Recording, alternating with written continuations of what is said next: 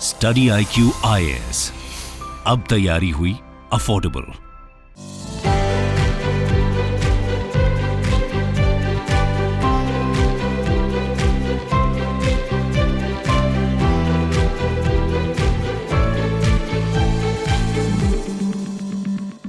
भारतीय reserve bank Bharat का एक बहुत ही इंपॉर्टेंट संस्था है।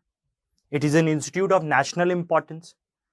भारतीय अर्थव्यवस्था में इसका एक प्रमुख रोल है, प्रमुख किरदार है ये। अगर भारतीय रिजर्व बैंक अपना रोल ना निभाए तो भारत में बहुत बड़ी आर्थिक समस्या पड़ जाएगी। तो भारतीय रिजर्व बैंक का रोल भारत की अर्थव्यवस्था में एक सेंट्रल इंस्टीट्यूशन की तरह है। भारत का केंद्रीय बैंक, सेंट्रल बैंक है भारतीय रिजर्व बैंक। और जो भारतीय रिजर्व बैंक है उसकी स्थापना हमारे आजादी के पहले 1934 में ब्रिटिश सरकार ने कानून पारित किया था जिसका नाम था reserve bank of India act 1934। उसके आधार पर रिजर्व बैंक की स्थापना 1935 में हुई थी। और उसके बाद 1948 में 1948 में इस भारतीय रिजर्व बैंक का राष्ट्रीयकरण किया गया था। और 1949 में आरबीआई एक सरकारी संस्था बनाई गई थी। यह सब तो हम सब ने पढ़ा है, नहीं पढ़ा है तो यह जानकारी आपके लिए है। लेकिन आज का मुद्दा जो हम डिस्कस करेंगे कि रिजर्व बैंक ऑफ इंडिया के कई चीजें करता है। जैसे मैंने आपको बताया, reserve bank India has taken traditionally a central banks function for managing the government banking transaction. ना रिजर्व बैंक का कई सारे काम है। रिजर्व बैंक का काम क्या है? मौद्रिक नीति बनाना, मॉनेटरी पॉलिसी बनाना, सरकार के लिए बैंक बनना यानी गवर्नमेंट्स बैंक, बैंकों के लिए बैंक बनना यानी बैंक, करेंसी छापना, फॉरेक्स रिजर्व को मेंटेन करना। ये बहुत सारी चीजें आरबीआई करता है कि नहीं करता है। लेकिन इसके साथ ही साथ आरबीआई सरकार को हर साल कुछ पैसा देता है सरप्लस के तौर पे। अब सवाल यहां यह उठता है कि आरबीआई भारत सरकार को पैसा क्यों दे रहा है? आरबीआई क्या ऑटोनोमस संस्था नहीं है? तो आरबीआई ऑटोनोमस संस्था नहीं है। आरबीआई एक्ट के तहत भारत सरकार जो बोलती है वो आरबीआई को करना पड़ता है। लेकिन उसकी फंक्शनिंग में आरबीआई ऑटोनोमसली फंक्शन करती है। तो ये सरप्लस कहां से देती है? Surplus transfer. मतलब 2014-15 में आरबीआई ने भारत सरकार को 65,896 करोड़ रुपए दिया सरप्लस के तौर पे। 2015-16 में 65,000 समथिंग दिया। फिर 16-17 में 30,000 दिया। 17-18 में 50,000 रुपए दिया। फिर 18-19 में बहुत ज्यादा दे दिया, 1,75,988 करोड़ रुपए दिया। 19-20 में 57,127 करोड़ रुपए दिया। 20-21 में 99,122 करोड़ रुपए दिया। और 21-22 में 30,307 करोड़ रुपए दिया। अब सवाल यहां यह उठता है कि आरबीआई पैसा कहां से कमा रही है जो भारत सरकार को वो पैसा दे रही है कि ये मुनाफा है मेरा, ये मुनाफा रखो। क्योंकि वो सरकारी संस्था, जो भी सरकारी संस्था पैसा कमाती है, प्रॉफिट कमाती है, उसको भारत सरकार को पैसा देना पड़ता है। अगर एक कंपनी है ए, उसकी एक कंपनी है बी, 100% ओन करती है। अगर ये बी कंपनी 100 करोड़ रुपए कमाती है तो उसको डिविडेंड देना पड़ता है कि नहीं देना पड़ता? अपने शेयर होल्डर्स को डिविडेंड देना पड़ता है अपनी कमाई में से कि मेरा इतना फायदा हुआ, इतना हिस्सा आपका। तो वो सरप्लस ट्रांसफर हुआ कि नहीं हुआ?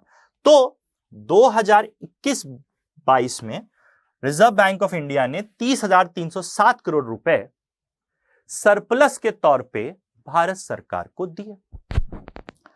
अब जैसा मैंने बोला आपसे कुछ ही सेकंड पहले कि भारत सरकार को पैसे देने के लिए आरबीआई के पास पैसा कहां से आ रहा है, यह सवाल बहुत ही वाजिब सवाल है। और इसी सवाल का आंसर इस वीडियो में हम पाएंगे। How does RBI earn money? RBI अपने पैसे कैसे कमाती है, जो पैसे वो सरकार को देती है। तो उसको स्टार्ट करने से पहले आपको बता दूं कि आप मुझे सोशल मीडिया पे फॉलो कर सकते हैं।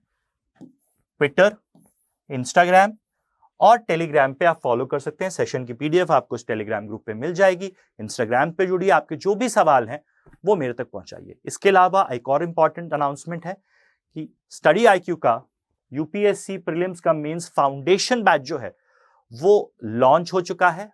22 अगस्त से इसकी क्लासेस चालू हो चुकी हैं। 31 अगस्त 31 अगस्त आखिरी डेट है इस फाउंडेशन बैच में एडमिशन लेने की, एनरोल करने की। उसमें आप एनरोल कर सकते हो और इसमें आपको क्या मिलेगा, देखिए, हम आपको अफोर्डेबल प्राइसेस में प्रीलिम्स और मेंस पूरा सिलेबस कराया जाएगा। लाइव क्लासेस होंगी। लाइव क्लासेस का मतलब है आप अपने सवाल टीचर से डायरेक्टली पूछ सकते हैं, जैसे स्कूल में जाते हो आप पूछते हो वैसे। उसके अलावा आपको मेंस आंसर राइटिंग प्रैक्टिस कराई जाएगी, क्योंकि इस एग्जाम को अगर आपको क्वालिफाई करना है, चाहे कोई कहीं से आ रहा हो, जब तक आपको आंसर लिखना नहीं आता है तब तक ये एग्जाम आपके लिए कठिन होगा। अगर आपको आंसर लिखना आ गया है तो आपके लिए एग्जाम आसान है। तो मेंस आंसर राइटिंग प्रैक्टिस कराई जाएगी और 48 आवर्स के अंदर आपको उसका फीडबैक दिया जाएगा। इसके अलावा आपको एक मेंटर दिया जा रहा है इसमें। मेंटर का क्या मतलब है? मेंटर आपकी सारी समस्याएं, चाहे वो आपकी पढ़ाई से रिलेटेड हो, कोई डाउट हो, चाहे समस्या आपकी पर्सनल लाइफ में हो, गर्लफ्रेंड ने बात करना बंद कर दिया, पढ़ाई नहीं हो रही, बॉयफ्रेंड से लड़ाई होगी, पढ़ाई नहीं हो रही, कुछ बात करनी है कि सर सॉल्व कैसे करें, उससे पूछ सकते हो आप।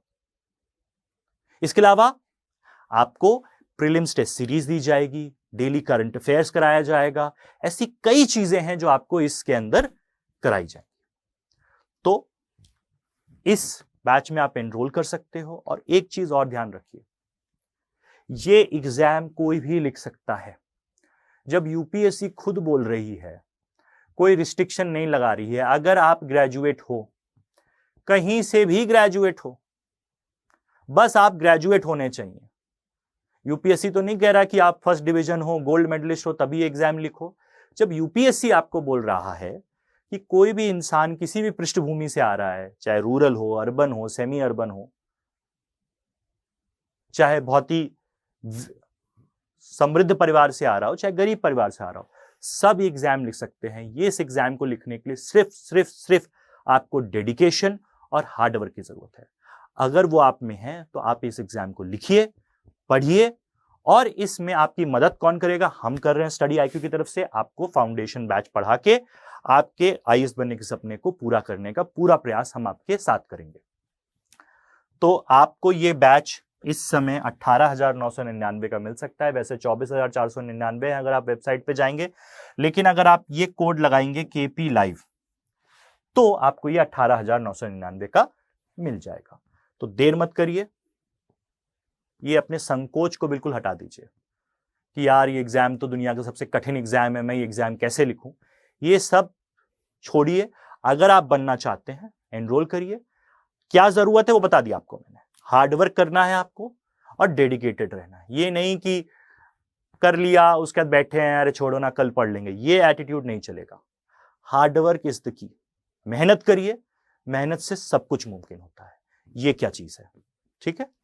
तो आगे बढ़ते हैं, आरबीआई की तरफ बढ़ते हैं। हमारा जो टॉपिक था, एक बार फिर से केपी लाइव कोड का इस्तेमाल करोगे 24,999 से 18,999 मिल जाएगा। और एक और चीज, ये 24 महीने की वैलिडिटी है इसमें, यानी जो रिकॉर्डेड क्लासेस है वो आपको अगले 24 महीने तक आप देख सकते हो, लाइव भी और रिकॉर्डेड भी। अब आगे बढ़ते हैं। ये 2018-19 में पीछे जाकर अगर मैं आपको दिखाऊं, यहां क्या है, 2018-19 में आरबीआई ने भारत सरकार को सरप्लस ट्रांसफर किया 1,75,988 करोड़ रुपए का। तो यहां क्या लिखा है मैंने, वही लिया है। इतने लाख करोड़ रुपए का आरबीआई ने ट्रांसफर किया सरकार को सरप्लस। तो सवाल ये उठता है कि सरप्लस पहले बताया कि भैया सरप्लस आ कहां से रहा, कमा कहां से रहा है आरबीआई। तो इसका ब्रेकअप अगर हम देखें तो एनुअल डिविडेंड, डिविडेंड क्या है, अगर मैं किसी कंपनी में ओनर हूं, 100% ओनर हूं, तो उसके प्रॉफिट का 100% हिस्सा मेरा है। 50% ओनर हो तो उसके प्रॉफिट का 50% ओनर मेरा है, ओनरशिप मेरी है।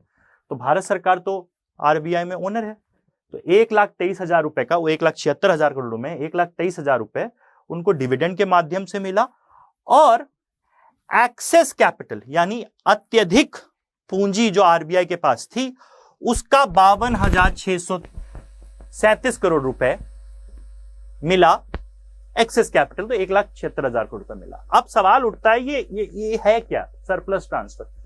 सरप्लस का सिंपल सा मतलब है प्रॉफिट।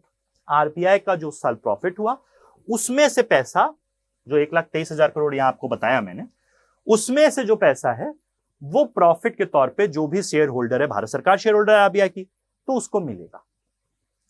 अब सवाल यहां वाजिब उठता है कि आरबीआई पैसे कहां से कमा रहा है? तो how does RBI earn profit? पैसे कहां से आ रहे हैं आरबीआई की तरफ? तो सीधी सी बात समझिए, देखिए RBI interest on bond holding, यानी समझिए इस बात को, सरकार के जो बॉन्ड होते हैं जिसको गवर्नमेंट सिक्योरिटीज यानी सरकारी प्रतिभूतियां भी बोलते हैं, वो भारत जो आरबीआई है वो बैंकों से खरीद कर अपने पास रखती है, और उस पर जो भी इंटरेस्ट होता है उसके कमाई होगी कि नहीं आरबीआई की? अगर मैं किसी कंपनी का बॉन्ड खरीदूं,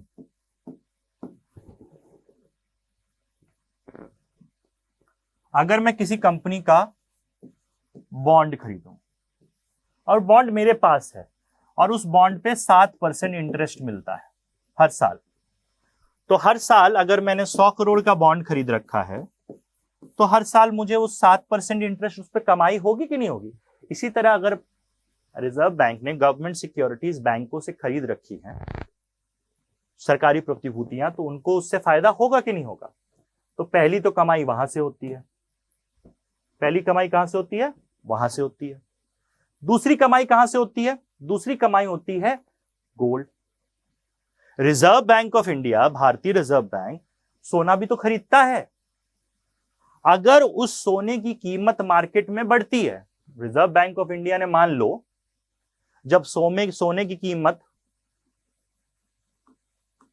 30,000 रुपए तोला थी पर 10 ग्राम थी, तब खरीदा। आज के समय सोने की कीमत कितनी है? 53,000 रुपए तोला। तो 23,000 रुपए हर तोले पे आरबीआई का फायदा हुआ कि नहीं हुआ? तो वहां से भी तो कमा रही है आरबीआई। ये हो रहा है कि नहीं हो रहा है? अब डिपॉजिट्स विद फॉरेन बैंक, यानी आरबीआई विदेशी बैंकों में, विदेशी बैंक हो गया, जैसे कोई दूसरा केंद्रीय बैंक है, जैसे बैंक ऑफ इंग्लैंड है, वो यूके का केंद्रीय बैंक है, तो अगर उसके पास अपना कुछ पैसा रखती है तो उसका भी तो आरबीआई को कुछ इंटरेस्ट मिलेगा। तो जो पैसा भारतीय रिजर्व बैंक आईएमएफ के पास रखे, वर्ल्ड बैंक के पास रखे, दूसरे केंद्रीय बैंकों के पास रखती है,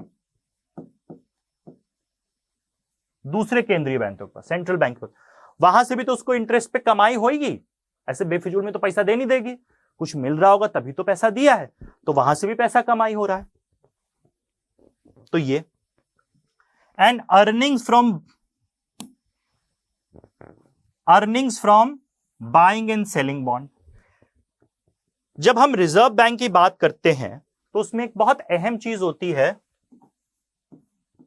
ओपन मार्केट ऑपरेशन। ये एक तरीके का मौद्रिक यंत्र है, मॉनेटरी पॉलिसी टूल है। इसमें क्या करता है? खुले वित्तीय बाजार में जाकर रिजर्व बैंक सरकारी प्रतिभूतियां खरीदता और बेचता है। करता है कि नहीं करता है? तो अगर मान लो एक सरकारी प्रतिभूति आरबीआई ने 10,000 रुपए की खरीदी, अब इस सरकारी प्रतिभूति का दाम मार्केट में 15,000 रुपए हो गया, तो वो 15,000 रुपए में जाकर उस सरकारी प्रतिभूति को बेच दिया, तो इससे 5,000 रुपए का फायदा हुआ कि नहीं हुआ? और ये ओपन मार्केट ऑपरेशन आरबीआई करता रहता है, तो इससे भी तो कमाई हो रही है। ये 5,000 रुपए एग्जाम्पल के तौर पे, तो इससे भी तो कमाई हो रही है। तो आरबीआई की कमाई कहां से हो रही है? जो वो बॉन्ड रखे हैं अपने पास, जो डिपॉजिट फॉरेन विदेशी बैंकों में है, जो ओपन मार्केट ऑपरेशन में बाइंग सेलिंग से वो कमाता है, और जो गोल्ड से उसकी कमाई होती है, ये सारी कमाई होती है, यहां से उसको प्रॉफिट मिलता है। लेकिन आरबीआई के कुछ खर्चे भी तो हैं। ऐसा तो कोई संस्था नहीं जिसके खर्चे नहीं होता। आरबीआई के खर्चे कहां से होते हैं भाई? नोट छापता है आरबीआई, तो नोट छापने में भारत कुछ खर्चा होगा, तो वो खर्चा है। और अपने ऑपरेशंस चलाने के लिए, कोई भी संस्था आप चलाते हो तो आपको भैया लोगों को सैलरी देनी पड़ेगी, बिल्डिंग चला रखोगे, उसकी सारी कॉस्ट होती है, तो मेंटेनेंस कॉस्ट होती है। तो जब आप प्रॉफिट से या आपकी कमाई से, जब आप अपनी, वो सारी तो अर्निंग हो गई जो अभी आपको बताया मैंने, तो जब आप अपनी अर्निंग से अपना एक्सपेंडिचर माइनस कर दोगे तो आपको अपना प्रॉफिट मिल जाएगा कि नहीं मिल जाएगा? या तो प्रॉफिट मिलेगा या लॉस मिलेगा। आरबीआई का प्रॉफिट होता है, उसी प्रॉफिट को हम क्या बोलते हैं? सरप्लस, जो सरकार को ट्रांसफर होता है। अब इसमें एक और चीज समझने वाली है, जो आरबीआई उस सरप्लस को भारत सरकार को दे देती है। अब इसमें एक सवाल उठता है कि आरबीआई एक कंटिंजेंसी फंड भी रखती है। आरबीआई एक कंटिंजेंसी फंड भी बनाकर रखती है, और इस कंटिंजेंसी फंड का इस्तेमाल है ताकि जब कोई समस्या आ जाए अर्थव्यवस्था पे, यानी meeting unexpected and unforeseen contingency, कोई समस्या जो सोची ना हो कि ऐसा कुछ हो सकता है, जैसे डीमोनेटाइजेशन अर्थव्यवस्था के लिए एक डिसरप्टिव इवेंट था, वो एक कंटिंजेंसी थी। कोविड-19 एक कंटिंजेंसी थी। तो उस समस्या को हैंडल करने के लिए आपके पास एक आपातकाल निधि होनी चाहिए कि नहीं होनी चाहिए? कंटिंजेंसी फंड होना चाहिए नहीं होना चाहिए? वो भी आरबीआई मेंटेन करता है। अब उसमें क्या होता है, अगर रुपए की कीमत बहुत ज्यादा गिर रही है तो उस गिरावट को रोकने के लिए भी तो आपके पास एक फंड होना चाहिए जिसका इस्तेमाल करके हम उसको रोक सकें, तो उसके लिए कंटिंजेंसी फंड है। एक्सचेंज रेट रिस्क, यानी रुपए की दूसरी मुद्राओं के प्रति कीमत अगर बहुत ज्यादा बढ़ रही है या गिर रही है, उसके लिए भी चाहिए। और उसके अलावा रिस्क फ्रॉम अनएक्सपेक्टेड इवेंट्स, यानी जैसे नोटबंदी जैसा अनएक्सपेक्टेड, उसके लिए भी तो हमें अर्थव्यवस्था को मेंटेन करने के लिए एक फंड की जरूरत है, वो होता है कंटिंजेंसी फंड। तो वो भी आरबीआई मेंटेन करती है। अब contingency fund and reserve form the important part of RBI balance sheet. देखो, जैसे हर कंपनी की बैलेंस शीट होती है, वैसे आरबीआई की भी बैलेंस शीट होती है, जिसमें हम अपनी कमाई, अपने खर्चे बताते हैं। उसी तरीके से जो आरबीआई के रिजर्व्स हैं, कौन से रिजर्व्स?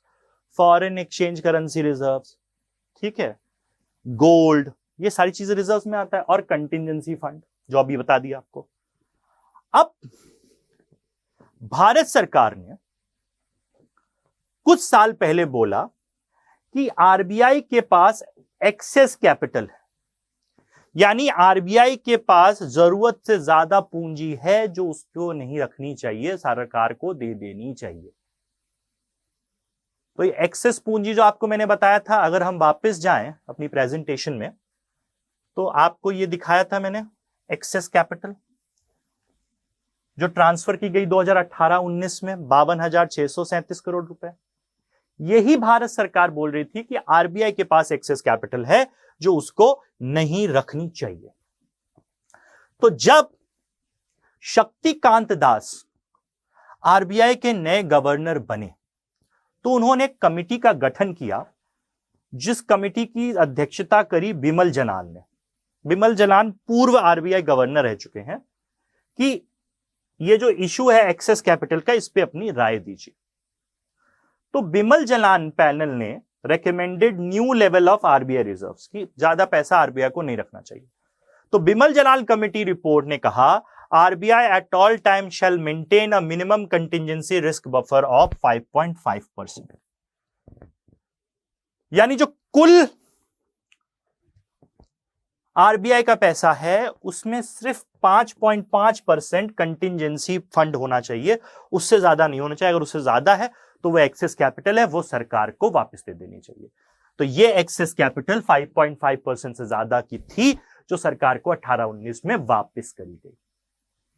ये तो कमाई थी, प्रॉफिट था। कैसे कमाते हैं बात कर चुके हैं।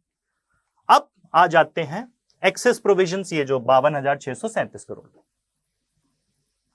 अब बैलेंस शीट की बात करी थी मैंने, तो ऐसी होती है आरबीआई की बैलेंस शीट। तो अगर हम यहां देखें, ये 17-18 है, ये 18-19 की बैलेंस शीट है। तो यहां देखो सबसे ज्यादा अगर आप बैलेंस शीट देखो तो यहां कितने की बैलेंस शीट है, 41,029। ये कितना है, बिलियन। 41,029 बिलियन रुपीस की बैलेंस शीट है भारत सरकार की, जो 17-18 में कितनी थी, 36,137 बिलियन डॉलर। इसमें सारी एसेट्स हैं, इधर लाइबिलिटीज हैं, लाइबिलिटीज जिसको आपको पे करना है, एसेट जिससे आपकी कमाई हो रही। तो कहां से कमाई हो रही है, जो एसेट्स हैं बैंक डिपार्टमेंट में आरबीआई के, नोट, रूपी कॉइन, स्मॉल कॉइन से जो कमाई हो रही है, गोल्ड कॉइन्स और बुलियन यानी गोल्ड से जो इन्वेस्टमेंट इन फॉरेन बॉन्ड्स, विदेशी सरकारों के जो बॉन्ड है उसमें जो है इन्वेस्टमेंट फ्रॉम डोमेस्टिक बॉन्ड, यानी डोमेस्टिकली जो हम सरकारी प्रतिभूतियों में इन्वेस्ट कर रहे हैं, bill purchase eight discounted price, सरकारी प्रतिभूतियां, लोन से किसी और को लोन दिया है तो उसका, जैसे बैंकों को लोन देती है सरकार आरबीआई रेपो रेट पे, उस पर भी तो कमाई करती है।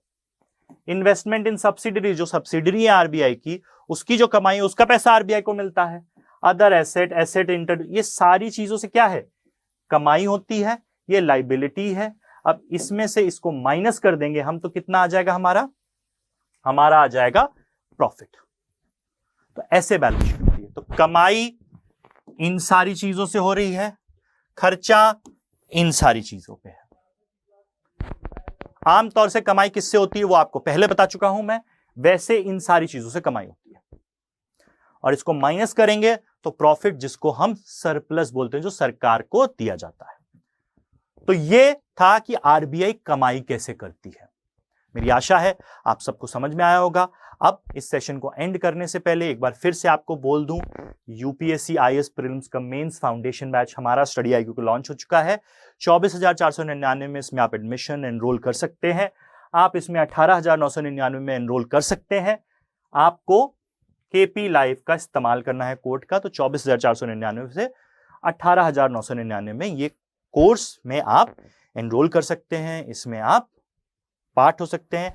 इसकी क्लासेस चालू हो चुकी हैं, 22 अगस्त से इसकी क्लासेस शुरू हो चुकी हैं। ये क्लासेस चलेंगी 31 अगस्त तक, इसमें आप एनरोल कर सकते हो।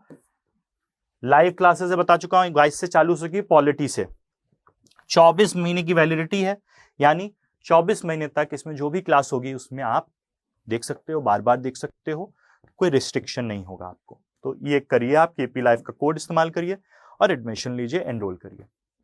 आप मुझे सोशल मीडिया पे भी फॉलो कर सकते हैं। सोशल मीडिया पे फॉलो करने के लिए ये रहा ट्विटर लिंक, इंस्टाग्राम पे इकोनॉमी बाय कुंवर प्रतीक से आप जुड़ सकते हैं, और कुंवर सर इकोनॉमी ग्रुप टेलीग्राम में जुड़कर इस सेशन की पीडीएफ, कोई सवाल है, देखो ये सोशल मीडिया एक्सेस इसलिए दे रहा हूं कि आपके कोई भी सवाल हो, इकोनॉमी से रिलेटेड, एग्जाम से रिलेटेड कोई भी सवाल है, आप मुझ तक पहुंच सकें, मैं आपके जवाब दूंगा। अगर थोड़ी सी देरी हो जाए तो माफ करिएगा, कभी कभी फोन साथ में नहीं रहता है, कुछ काम कर रहे होते हो, आपको पढ़ा रहे होते हो, तो थोड़ा डिलेड रिस्पॉन्स आए तो माफी, नहीं तो आप मेरे तक यहां से जुड़ सकते हैं। इसी के साथ ये सेशन यहीं तक था। Thank you very much, bye bye, take care, जय हिंद। स्टडी IQ IAS, अब तैयारी हुई अफोर्डेबल।